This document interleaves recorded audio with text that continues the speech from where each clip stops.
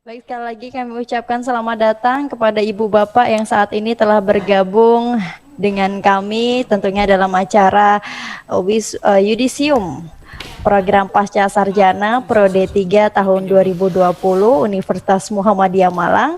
Sekali lagi bagi Ibu Bapak yang saat ini mungkin mengetahui ada sebagian teman-temannya yang belum bergabung, mohon untuk diinformasikan kembali agar kita segera bergabung bersama semuanya dan segera bisa memulai acara pada siang hari ini. Baik, untuk Ibu Bapak bagi yang backgroundnya belum diserentakkan dengan seperti yang pada saat ini teman-teman semua sudah menyerentakkan backgroundnya, mohon untuk menggunakan backgroundnya silahkan diunduh terlebih dahulu. Kemudian bagi Ibu Bapak yang sudah bergabung, kami mohon dengan hormat untuk membisukan atau memute aplikasi Zoom-nya terlebih dahulu untuk memperlancar acara selanjutnya. Baik Ibu Bapak, saat ini waktu sudah menunjukkan akan segeranya dimulai acara pada siang hari ini. Maka sebentar lagi akan kita mulai acaranya. Bismillahirrohmanirrohim. Assalamualaikum warahmatullahi wabarakatuh. Waalaikumsalam warahmatullahi wabarakatuh. Yang terhormat Direktur Direktorat Program Pasca Sarjana Universitas Muhammadiyah Malang, yang terhormat Wakil Direktur 1 dan 2, yang terhormat Kaprodi dan Sekprodi di lingkungan Pasca Sarjana Universitas Muhammadiyah Malang, serta calon wisudawan dan wisudawati program Pasca Sarjana yang berbahagia. Puji syukur kehadirat Allah Subhanahu wa Ta'ala yang telah memberikan rahmat serta hidayahnya sehingga kita dapat menghadiri acara Yudisium Wisuda Periode 3 tahun 2020 Direktorat Program Pasca Sarjana Universitas Muhammadiyah Malang. Baiklah hadirin yang berbahagia, marilah kita buka acara pada siang hari ini dengan bacaan basmalah bersama-sama. Bismillahirrahmanirrahim. Meniti acara selanjutnya, pembacaan SK kelulusan wisudawan terbaik dan wisudawan Kamlut oleh Wakil Direktur 1 Program Pasca Sarjana Universitas Muhammadiyah Malang. Kepada yang terhormat Ibu Dr. Diah Karmiati dipersilahkan.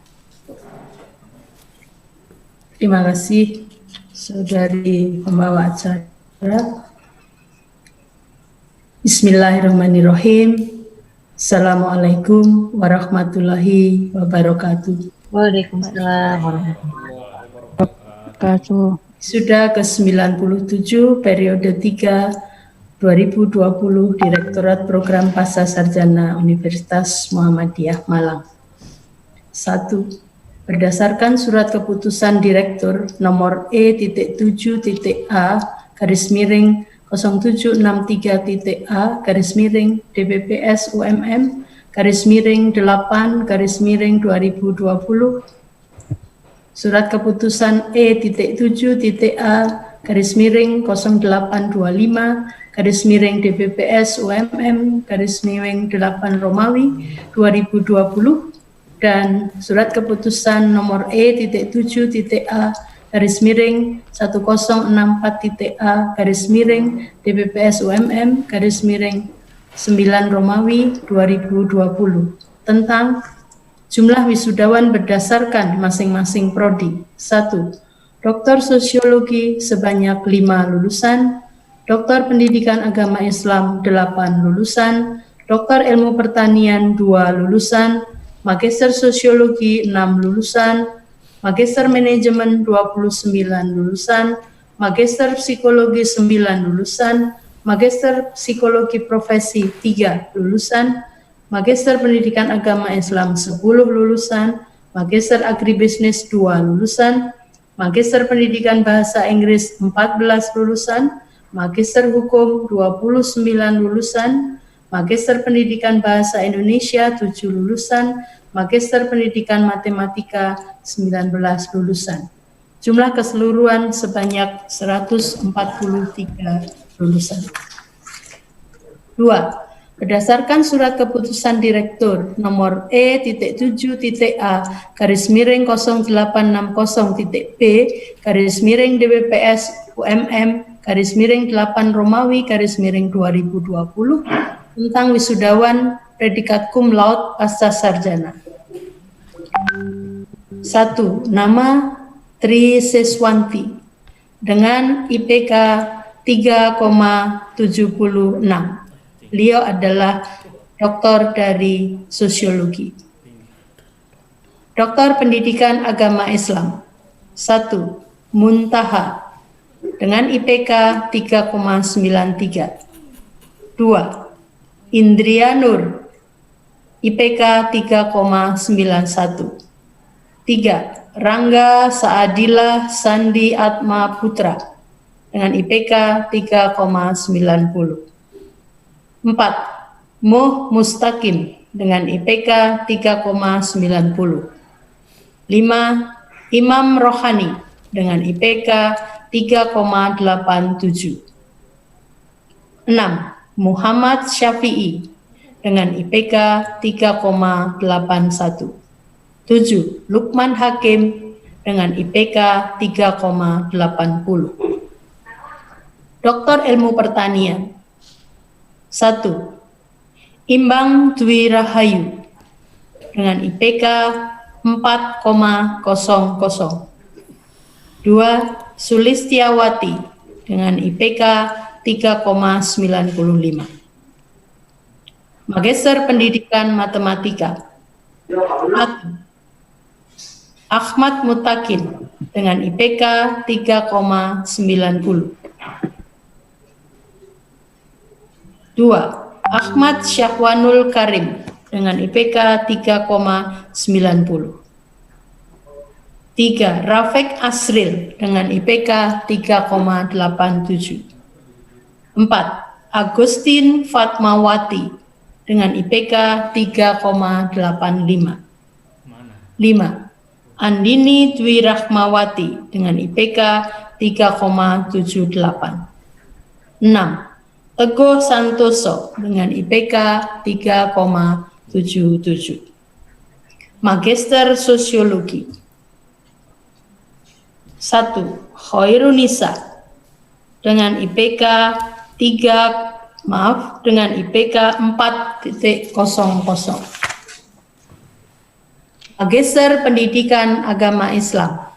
1. Wahyu Astuti dengan IPK 3,89. 2. Eka Saputra Syah Ramadan Syah IPK 3,89.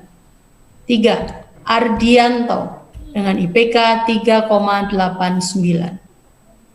4. Fitriani Dibrata dengan IPK 3,86.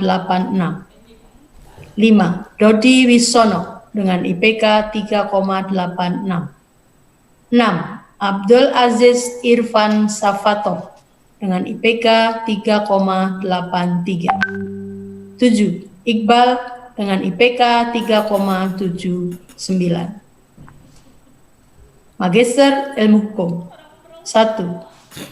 Siti Wulandari dengan IPK 3,99. 2. Reski Ami Cahya Harnita dengan IPK 3,97. 3. Mardiana dengan IPK 3,96. 4. Moh Naufal Abdul Aziz Jalaluddin dengan IPK 3,96.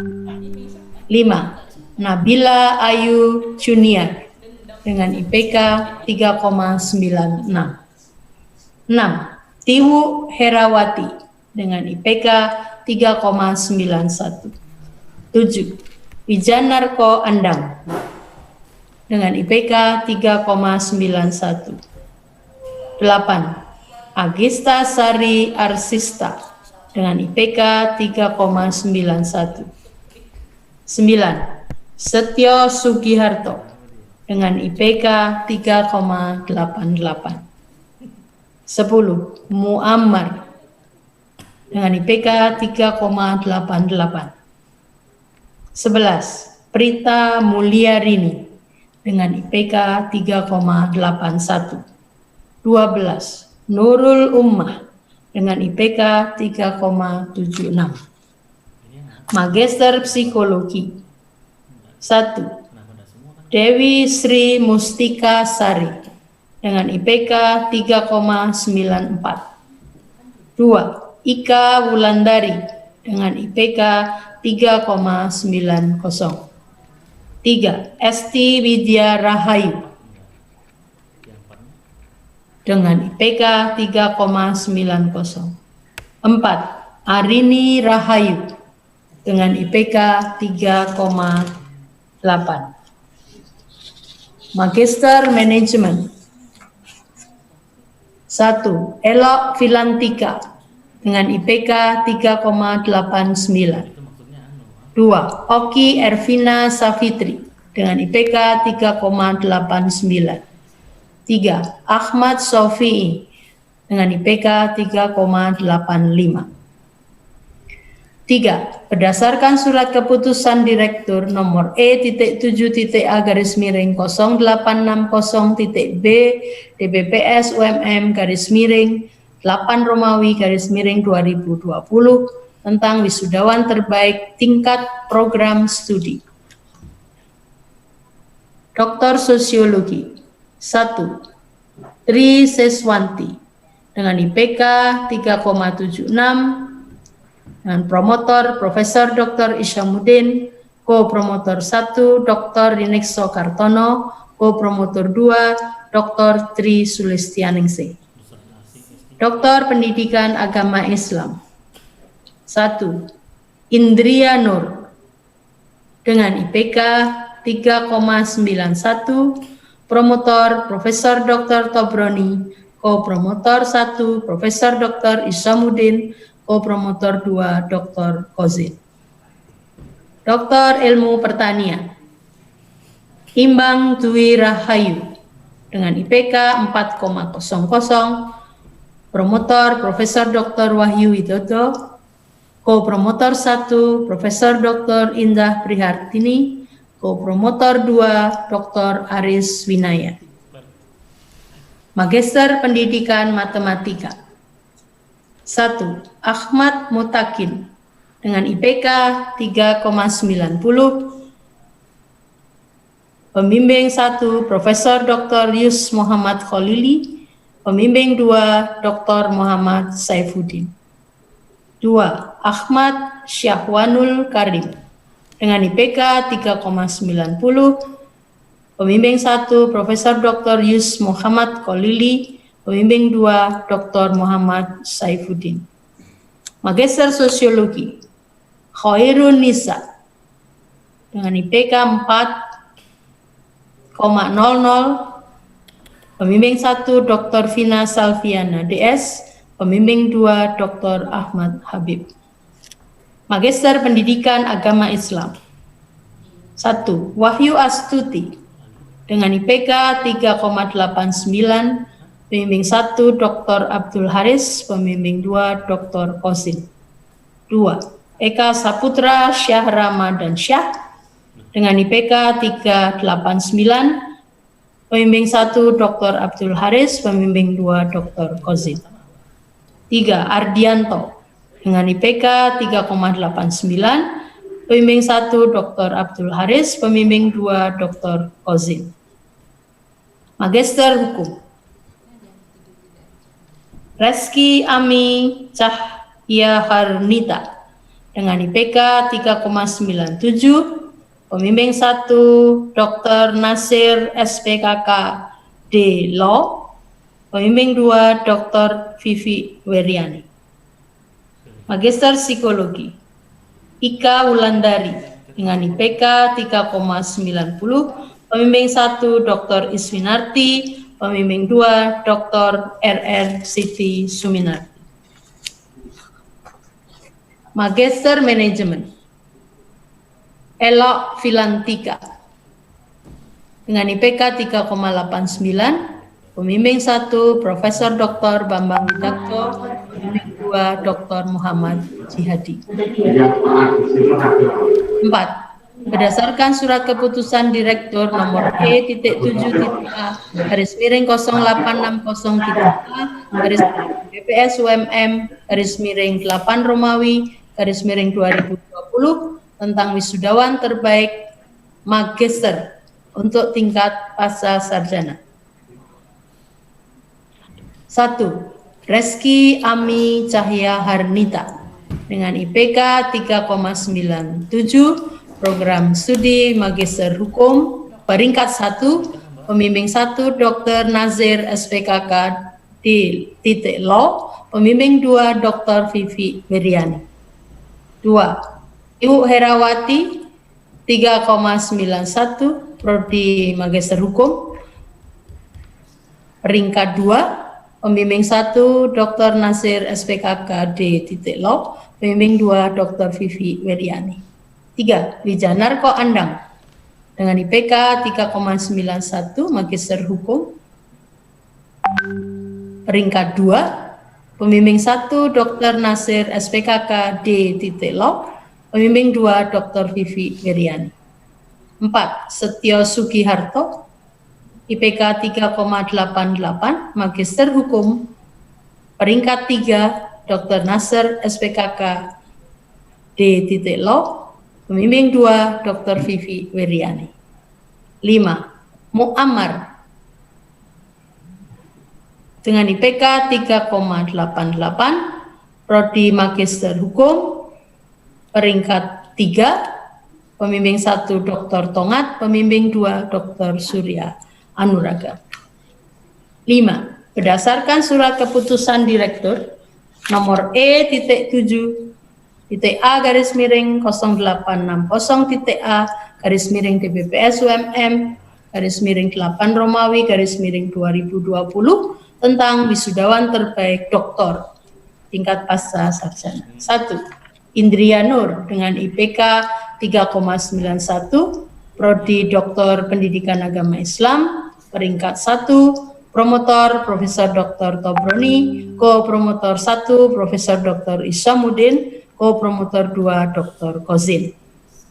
2. Rangga Saadilah Sandi Atma Putra dengan IPK 3,90, prodi Doktor Pendidikan Agama Islam, peringkat 2, promotor Profesor Dr. Tobroni, ko-promotor 1 Profesor Dr. Isamuddin, ko-promotor 2 Dr. Kozin.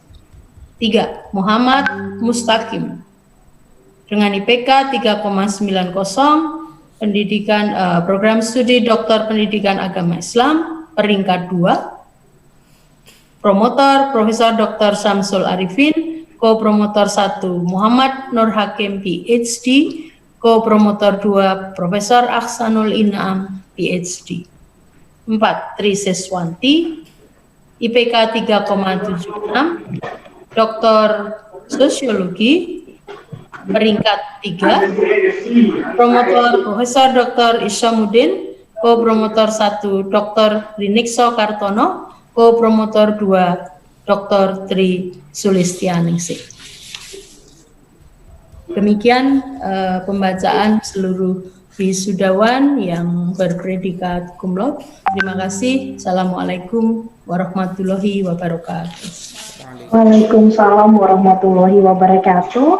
Kami ucapkan terima kasih kepada Ibu Dr. Diah Karuniati MSI yang telah membacakan SK kelulusan wisudawan terbaik dan juga wisudawan cum laude. Dan kami ucapkan selamat kepada calon wisudawan dan wisudawati yang telah memperoleh gelar wisudawan terbaik dan juga gelar wisudawan dengan predikat cum laude. Untuk sertifikat dan juga cenderamata selanjutnya akan kami kirimkan kepada wisudawan dan wisudawati yang memperoleh gelar wisudawan terbaik dan yang mendapat predikat cum laude serta seluruh wisudawan ke alamat masing-masing. Baiklah hadirin yang berbahagia, acara selanjutnya pembacaan nama-nama wisudawan dan wisudawati program Pasca Sarjana Universitas Muhammadiyah Malang. Diawali dari program Doktor Sosiologi.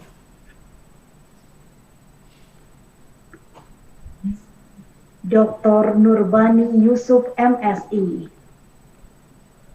Dr. Muhammad Ali Al-Humaidi MSI, Dr. Suparman MPD, Dr. Laila Rahmawati MH, Dr. Tri Siswanti MAP.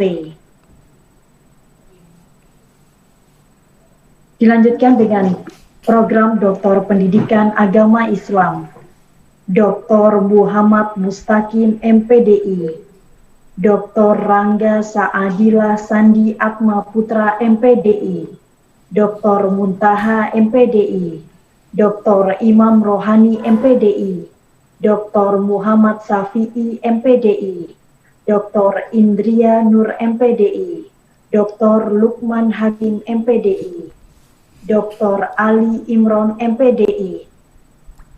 Program Doktor Ilmu Pertanian. Doktor Ilmu Pertanian diawali dengan Ibu Dr. Sulistiawati MP dan Dr. Imbang Dwi Rahayu MKes. Dilanjutkan dengan program Magister Sosiologi. Yonas Yanampa MSI, Aristia Nurdin Magistra MSI, Muhammad Akmal MSI, Nunu Wijayanti MSI, Amarta Faza MSI, Hoirun Nisa MSI. Dilanjutkan dengan program Magister Manajemen.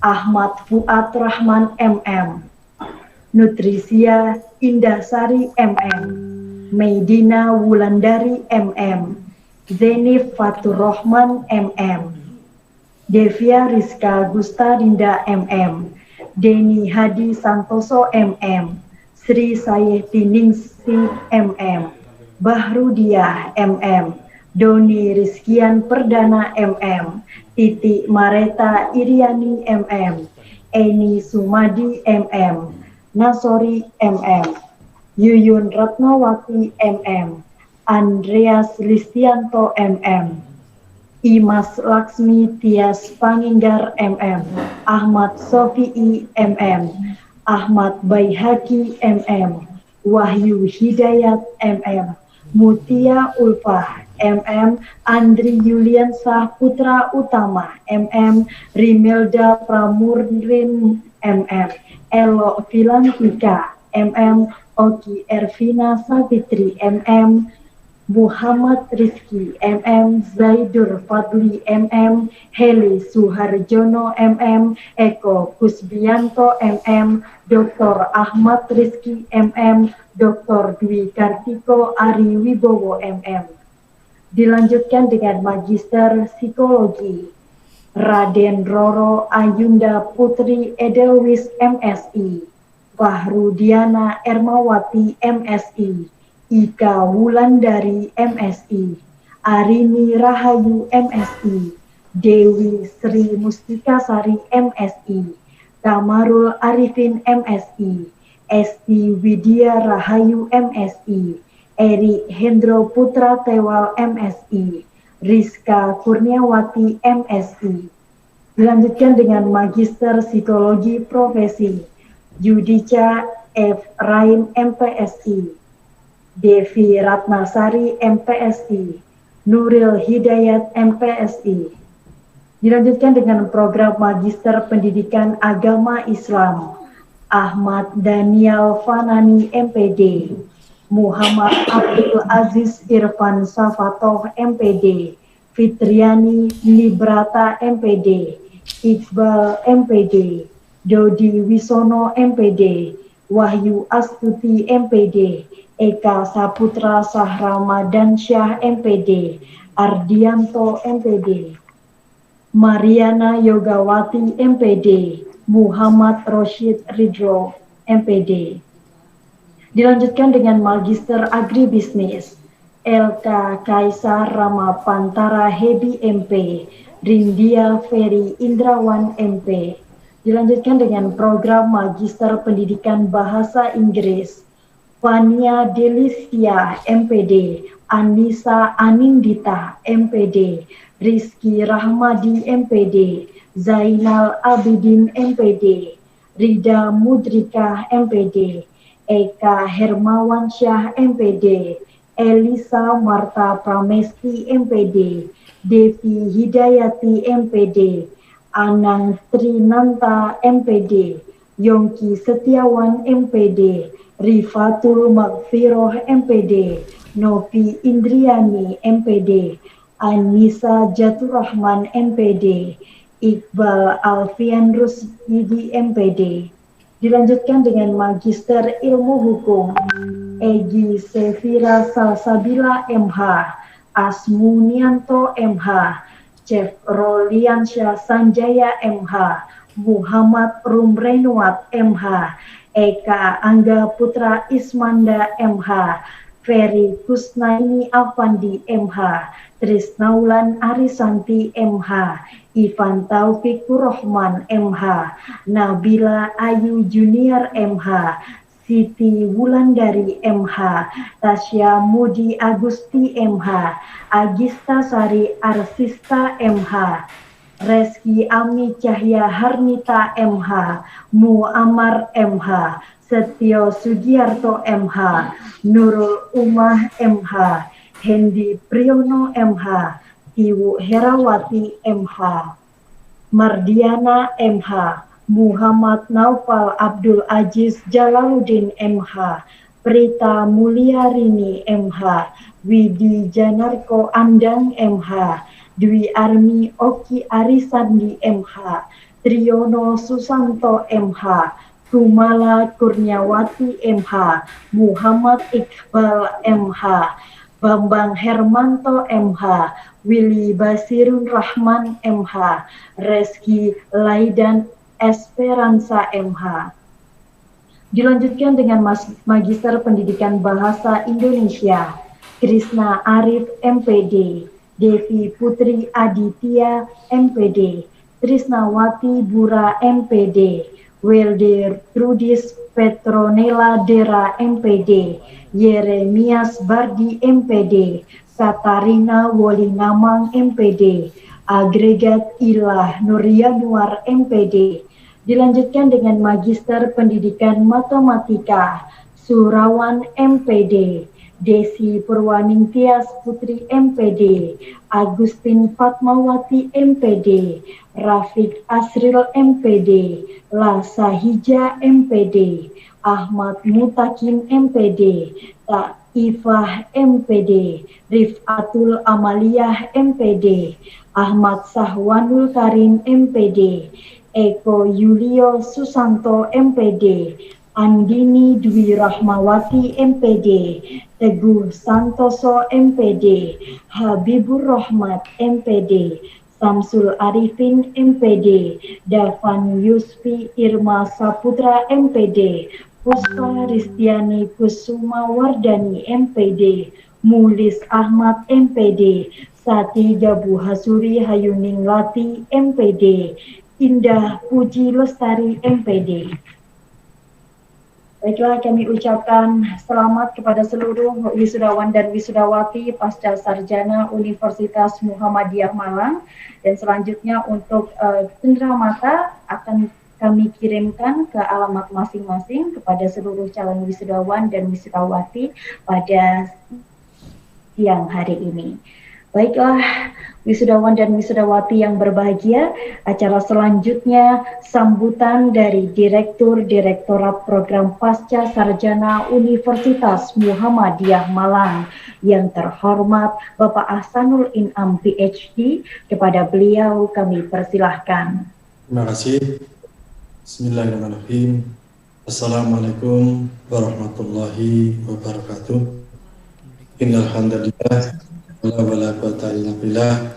Asyhadu an la ilaha illallah wa la syarika lah wa asyhadu anna Muhammadan abduhu rasulun nabiyya ba'da amaqat.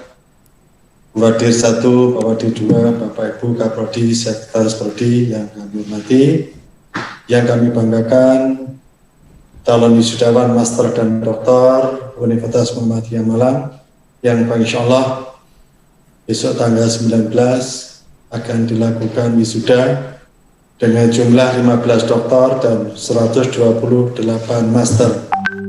Saya ucapkan selamat sekali lagi kepada saudara-saudara yang master niati usahakan untuk melanjutkan ke doktor.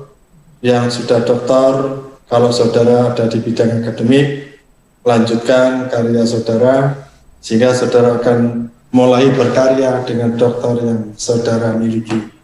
Untuk selanjutnya, saudara-saudara, setelah nanti wisuda, maka saudara akan menjadi anggota dari IKUMM, Ikatan Keluarga Alumni Universitas Muhammadiyah Malang.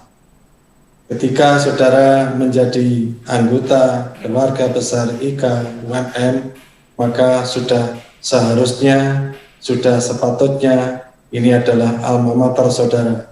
Saya berharap dimanapun saudara, insya Allah kita tetap membanggakan bahwa kita adalah alumni dari UMM ini.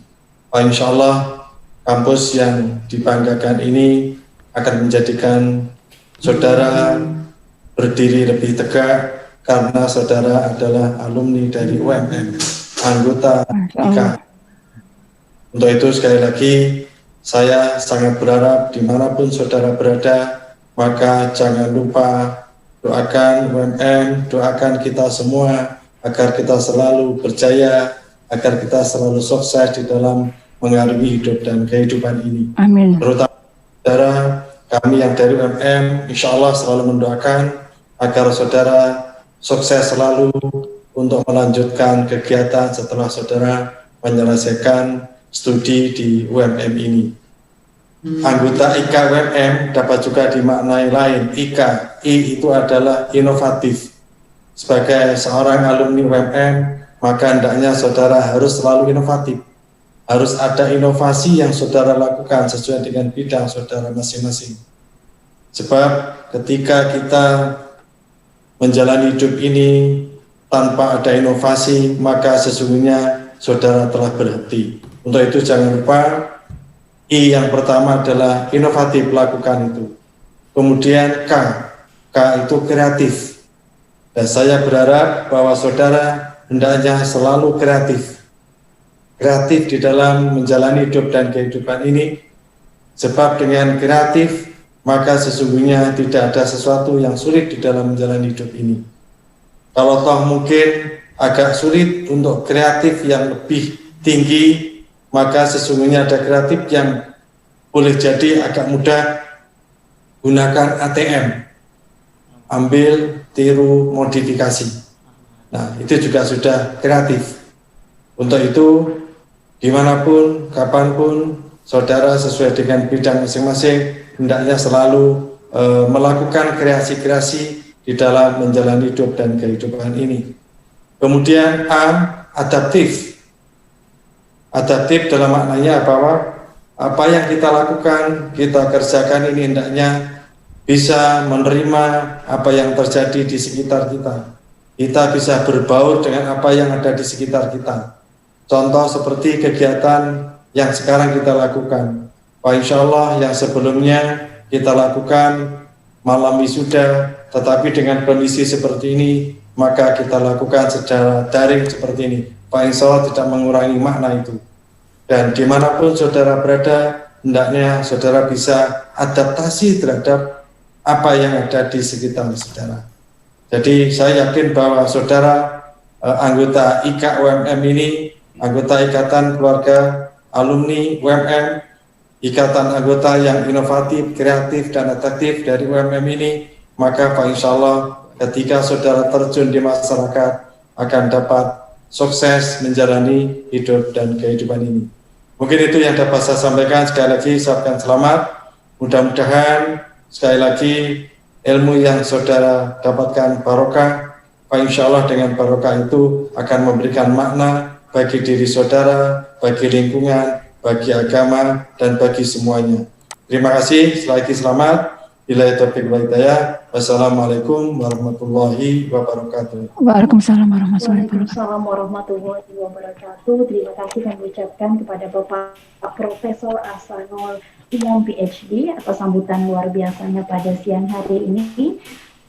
Baiklah, acara selanjutnya orasi ilmiah yang terhormat kepada Bapak Muhammad Najih PhD dipersilahkan.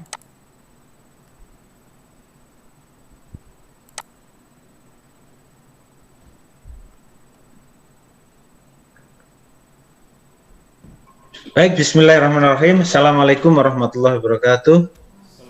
Alhamdulillah wa syukrillah, la hawla wa la quwata illa billah. Amma ba'du. Yang kita hormati bersama Bapak Direktur Profesor Ahsanul Inam, Ibu Wadir 1, Ibu Dr. Diah Karmiati, Bapak Wadir 2, Bapak Dr. Wahyudi, Bapak Ibu Kaprodi dan Sekprodi yang berbahagia. Pada siang hari ini kita sama-sama merasa bergembira karena kita bisa meluluskan semua alumni kita atau mahasiswa kita yang sudah waktunya, ada yang lulus tepat waktu, ada yang lulus tepat pada waktunya. Namun semua perlu kita syukuri bersama. Bapak Ibu dan para calon wisudawan, saya diminta untuk mengisi sedikit orasi, dan kebetulan saya beri tema yang lagi hit gitu ya pada hari-hari ini. Saya beri tema tentang politik hukum omnibus cipta kerja dalam konfigurasi oligarki dalam perspektif legislator. Tema ini menjadi satu pesan khususnya kepada calon wisudawan bahwa selepas kita selesai menjalani pendidikan dan nanti di wisuda pada tanggal 19, kita akan berhadapan dengan berlakunya peraturan baru yang sangat pro kontra di masyarakat.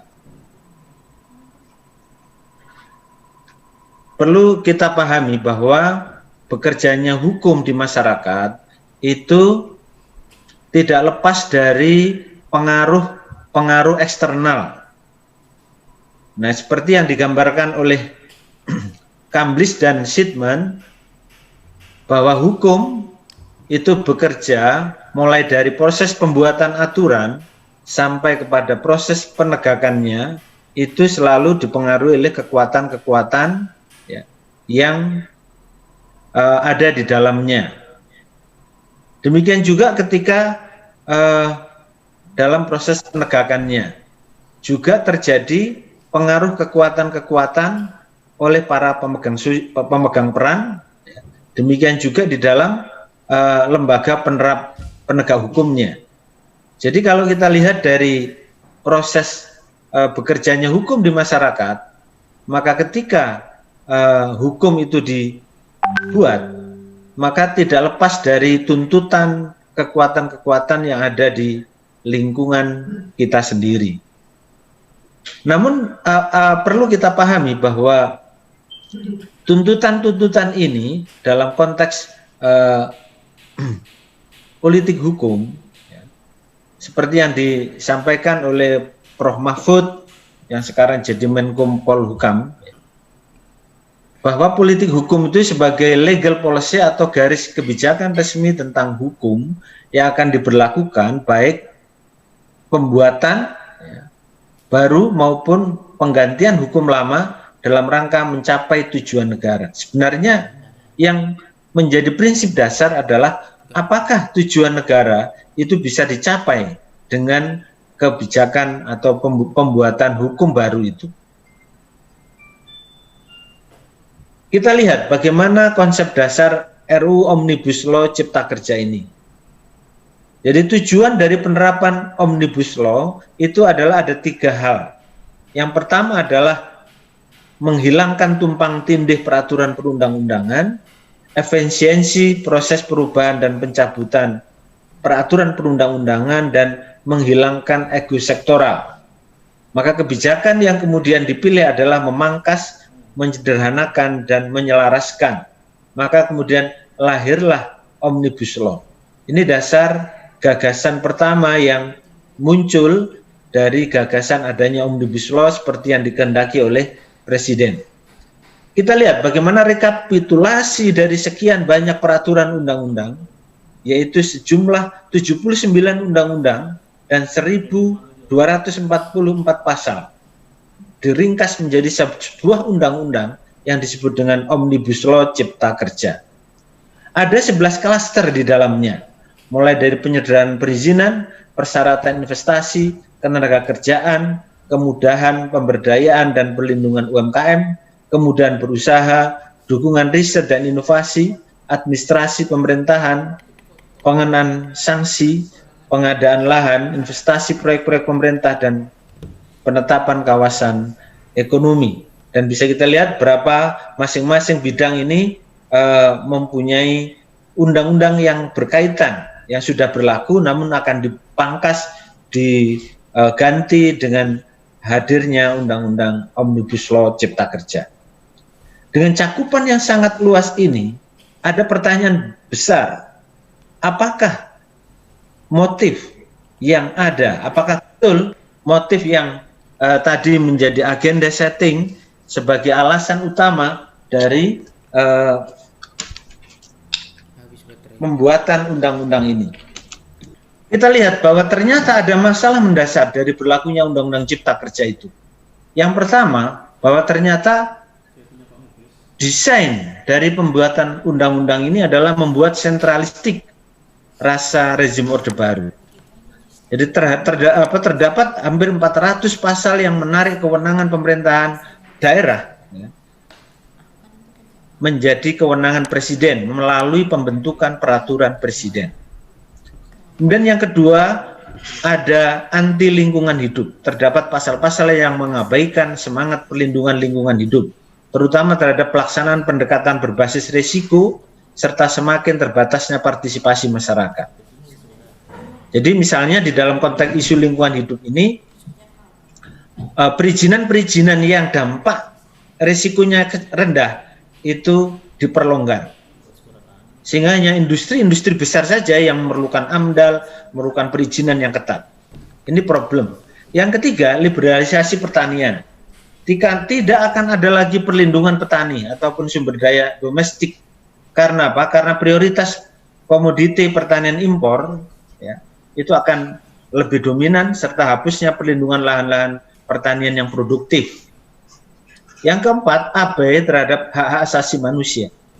Pasal-pasal tertentu mengedepankan prinsip semata-mata keuntungan bagi pebisnis, sehingga abai terhadap nilai-nilai hak asasi manusia, terutama perlindungan dan pemenuhan hak pekerja perempuan, hak warga negara, dan lain-lain. Yang kelima, mengabaikan prosedur pembentukan undang-undang. Ini yang sering disebut bahwa secara formal metode omnibus ini di luar undang-undang yang mengatur tentang tata cara pembentukan peraturan perundang-undangan. Apalagi sistemnya SKS, sistem kebut semalam, ketika kita semua sedang lelap digedok oleh DPR yang luar biasa. Nah, saudara sekalian, Bapak Ibu dan para hadirin yang berbahagia, ada perspektif yang saya sebut tadi legislatif yang ingin saya tunjukkan pada saudara-saudara, Bapak Ibu dan para hadirin, mengapa undang-undang ini begitu keburu nafsu. Ada sehingga dalam istilah hukum itu ada istilah yang menarik, yaitu the devil is in the detail.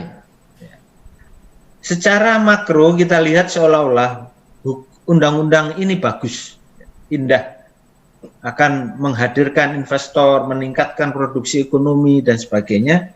Tapi kalau kita kaji secara detail, maka the devil is in the detail. Akan kita lihat detailnya itu seperti setan. Mari kita lihat mengapa DPR juga setuju dengan undang-undang ini, meskipun ada dua fraksi yang menolak. Tetapi dari sekian jumlah anggota DPR yang jumlahnya 550, itu 318 adalah pebisnis. Artinya punya background pebisnis. Jadi perbandingannya di antara 10 anggota DPR, 5 sampai 6 orang adalah pebisnis. Jadi kurang lebih 50%. Kita lihat proporsi pebisnis dan non pebisnis di dalam anggota dewan. Bisa kita lihat Bapak Ibu sekalian, politisi murni 109, yaitu 19%, pebisnis 318, 55%. Birokrat 33%, keluarga elit 5%, pejabat publik 6%, akademisi 4%, lawyer notaris 3%, agamawan 2%, aktivis 2%, profesional 2%.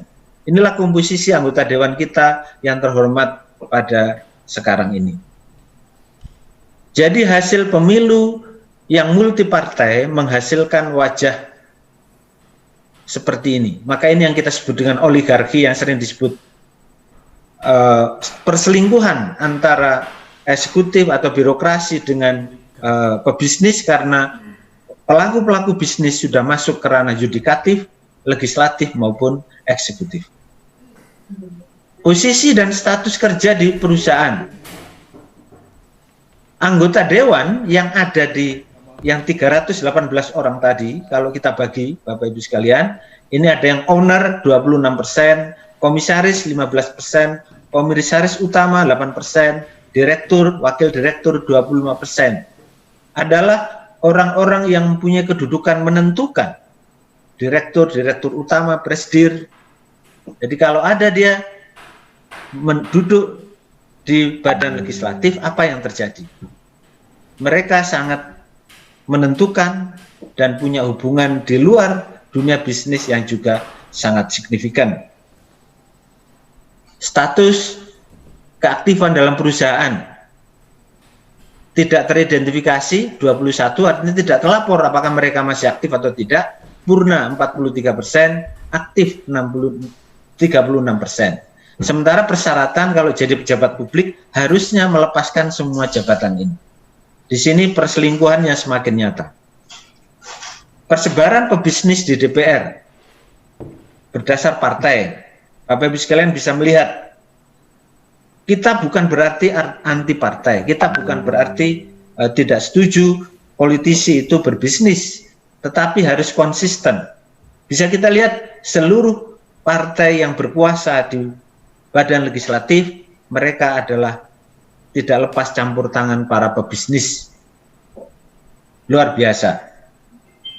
Partai besar semakin besar, partai kecil juga demikian. PDIP 23%, Gerindra 16%, Golkar 16%, Nasdem 10%, PAN 10%, Demokrat 10%, dan seterusnya.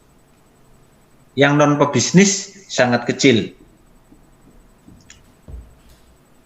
Sektor usaha, ini juga Bapak Ibu sekalian sangat berpengaruh pilihan mana dia ada di komisi-komisi.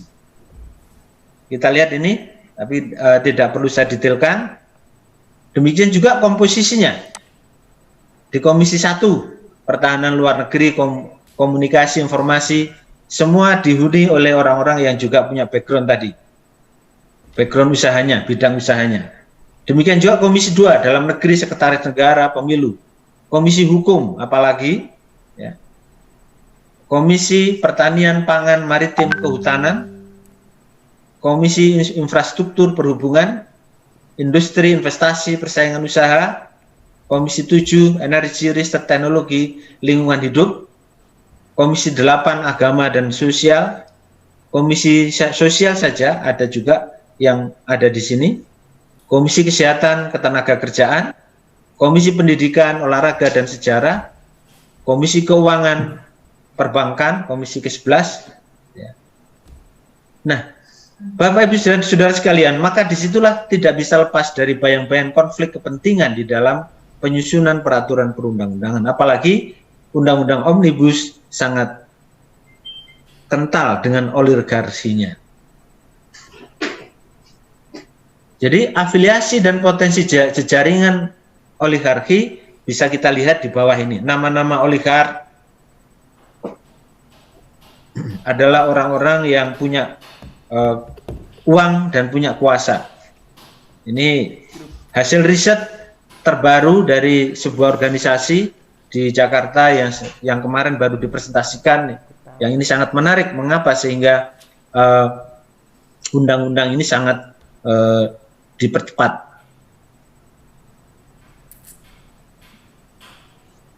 Jadi kalau kita lihat dari sini, maka ada asumsi atau argumentasi awal bahwa dengan adanya 55% pebisnis di DPR, potensi konflik kepentingan dalam pembuatan undang-undang akan semakin tinggi. Adanya keterkaitan antara bidang usaha dengan yang dimiliki dan penempatan komisi pebisnis di DPR mengindikasikan kerentanan agenda kerja komisi-komisi terhadap kepentingan bisnis tertentu. Terlebih absennya aturan yang mengatur penempatan anggota di komisi. Dominasi pebisnis di DPR berpotensi semakin mengukuhkan konsentrasi kekuasaan oligarki dalam proses pembuatan kebijakan, di mana produk kebijakan pun mengakibatkan pada kepentingan ekonomi bisnis dan cenderung mengabaikan aspek keadilan sosial, keadilan lingkungan, serta partisipasi publik yang inklusif. Konsentrasi kekuasaan tersebut mengindikasikan agenda politik demokratis berbasis nilai di parlemen akan semakin berat diperjuangkan. Ketidakberhadapan dengan kepentingan politik bisnis dari jejaring oligarki. Maka kita sebagai masyarakat kecil, masyarakat biasa, sangat prihatin melihat konfigurasi yang demikian. Sesungguhnya era reformasi yang kita harapkan melahirkan proses demokrasi dan keterbukaan serta pemerataan keadilan itu tidak terwujud. Konfigurasi politik berpengaruh kepada karakter produk hukum. Ini sebuah tesis yang dikenal di dalam politik hukum, bahwa konfigurasi politik yang demokratis akan melahirkan produk hukum yang responsif atau populis. Demikian juga variabel bahwa konfigurasi politik yang otoriter akan melahirkan hukum yang konservatif atau ortodok ataupun elitis. Kita bisa lihat undang-undang omnibus masuk kategori yang mana. Jadi era Jokowi itu konfigurasi politiknya itu saya menyebutnya adalah demotoriter. Demokratis terbentuknya tapi bekerjanya secara otoriter. Pemilunya demokratis responsif. Peraturan yang dibuat itu sentralistis dan desentralistis. Tetapi produk hukumnya responsif kepada investor. Maka produk hukumnya, undang-undang cipta kerja itu konservatif dan elitis. Demikian yang bisa saya sampaikan dalam waktu yang singkat ini, semoga bermanfaat. Dalam perspektif politik hukum, itulah yang bisa saya sampaikan dalam kesempatan yang singkat ini. Demikian, mohon maaf apabila ada kekurangan, semoga bermanfaat. Assalamualaikum warahmatullahi wabarakatuh. Waalaikumsalam warahmatullahi wabarakatuh. Sekali lagi kami ucapkan terima kasih kepada Bapak Muhammad Najib PhD atas orasi ilmiahnya pada siang hari ini.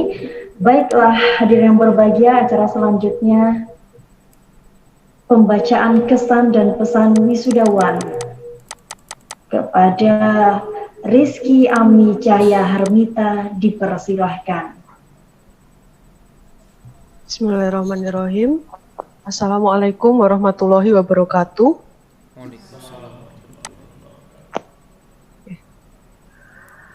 Yang saya hormati jajaran Direktorat Universitas Muhammadiyah Malang, Direktur Pascasarjana Universitas Muhammadiyah Malang, Bapak Ibu dosen beserta seluruh jajaran Sivitas Akademika Universitas Muhammadiyah Malang, dan yang saya banggakan rekan-rekan calon wisudawan dan wisudawati UMM. Alhamdulillahirabbil alamin, segala puji hanyalah milik Allah Subhanahu wa taala yang telah memberikan hambanya kenikmatan yang berlimpah ruah. Salah satunya adalah nikmat sehat yang menjadikan kita semua dapat berkumpul dalam acara yudisium yang dilaksanakan secara daring ini. Sholawat serta salam semoga selalu tercurahkan kepada Nabi Muhammad SAW, keluarga, sahabat, dan umat beliau sampai hari akhir kelak. Pada kesempatan kali ini, izinkan saya mewakili seluruh teman-teman wisudawan dan wisudawati menyampaikan ucapan terima kasih yang sebesar-besarnya kepada Bapak Ibu dosen dan seluruh Sivitas Akademika Universitas Muhammadiyah Malang yang telah membimbing dan membantu mahasiswa dalam menyelesaikan studinya.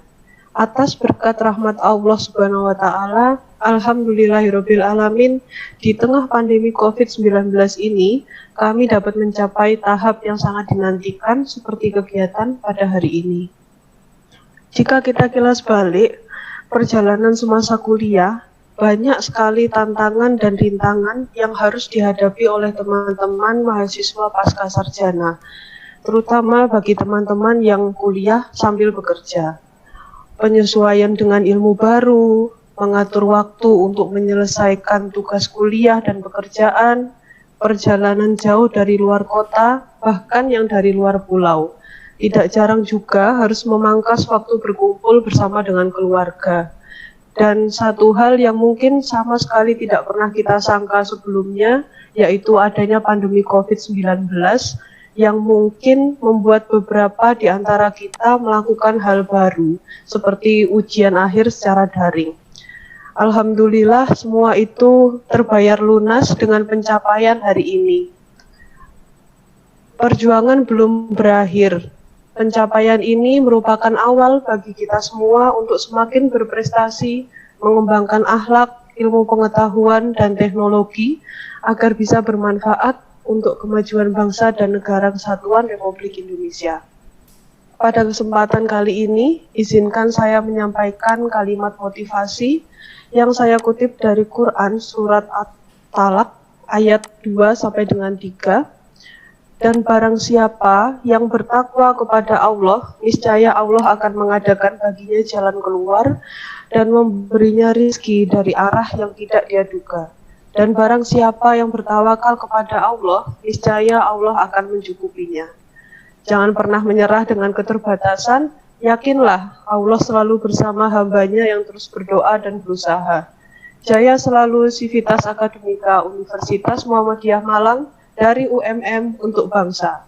Demikian yang dapat saya sampaikan. Mohon maaf atas segala ucapan yang kurang berkenan. Terima kasih. Wassalamualaikum warahmatullahi wabarakatuh. Waalaikumsalam warahmatullahi wabarakatuh. Sekali kami ucapkan terima kasih kepada Saudari Rizky Ami Cahya Harunita. Dan meniti acara selanjutnya, yakni doa yang akan dipimpin oleh Bapak Dr. Imam Rohani. Kepadanya dipersilahkan. Bismillahirrahmanirrahim. Marilah kita menundukkan kepala, menghadap kepada Allah Subhanahu wa taala. Apa yang sudah kita usahakan selama 3 tahun bermanfaat. Bismillahirrahmanirrahim. Allahumma sholli wa sallim ala nabiyyina Muhammadin wa ala alihi wa sahbihi ajma'in.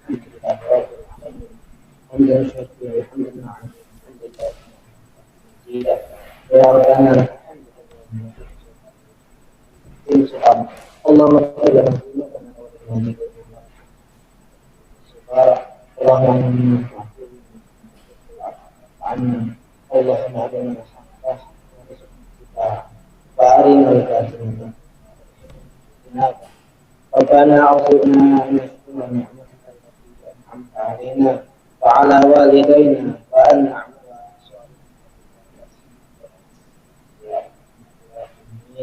ربنا زدنا علما وارزقنا فهما ربنا هب لنا من أزواجنا وذرياتنا قرة أعين واجعلنا للمتقين ربنا تقبل منا الصلاة ربنا تقبل منا صيامنا ربنا تقبل منا دعاءنا ربنا آتنا من لدنك ربنا آتنا من لدنك رحمة آمين.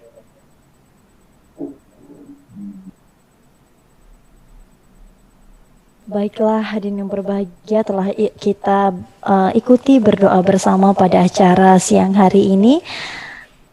Dan demikianlah rangkaian acara pada hari ini. Marilah kita tutup dengan bacaan hamdalah bersama-sama. Alhamdulillahirabbil alamin. Ya Allah, barakallah. Amin. Akhir kata saya Alhamdulillahirabbil alamin. perhatiannya dan juga kehadirannya. billahi fisabil haq fastabiqu. Alhamdulillahirabbil alamin ya Allah. Amin, ya Allah. Terima kasih. Foto bersama. Selanjutnya dengan hormat kami minta kepada seluruh calon wisudawati untuk tidak meninggalkan tempat terlebih dahulu karena kita akan melakukan sesi foto bersama. Siap. Baik, yang lainnya bisa dinyalakan, bisa saling ngobrol-ngobrol dengan teman-teman yang lainnya, tidak masalah untuk tidak di-mute. Kepada wisudawan periode ketiga, mudah-mudahan ilmunya bermanfaat. Luar biasa. Amin. Oke. Pak Wahyudi, assalamualaikum. Uis, Budia. Kanul. Bu. Terima kasih. Bu Lili. Bang, selamat. Halo teman-teman yang memerlukan PPT saya bisa kontak ke nomor HP saya.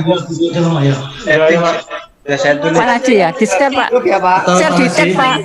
Pak Haji, Ya. bisa disampaikan ke Risma biar di-share di grupnya wisuda.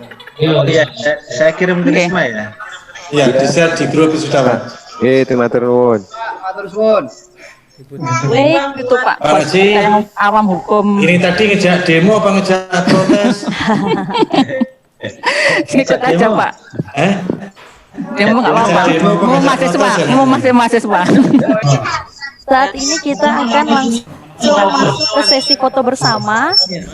Dua sesi pertama untuk yang slide pertama kita akan melakukan foto bersama. Dari slide pertama mungkin kita bisa bergaya bebas atau kita serentakkan gaya kita love UMM seperti ini. Nah, Love UMM. Oke. Baik, saya hitung dari 3 sampai 1 ya Pak ya, Ibu ya. 1, 3, 2, 1. Love UMM.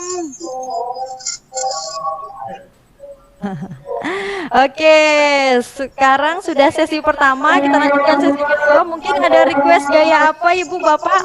Ini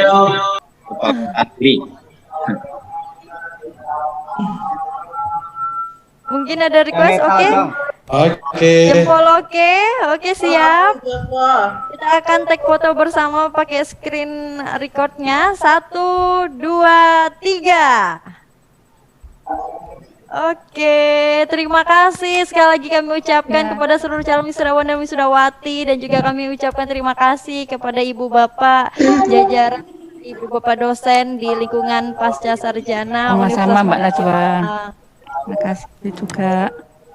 Sama-sama Mbak Najwa. Terima kasih.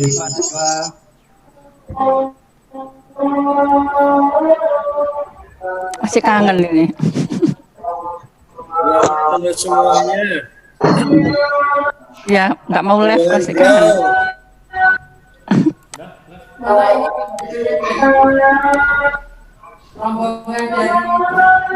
Berapa Cang Moklis? Mora 27. Oh, selamat Kang Iqbal. Hebat.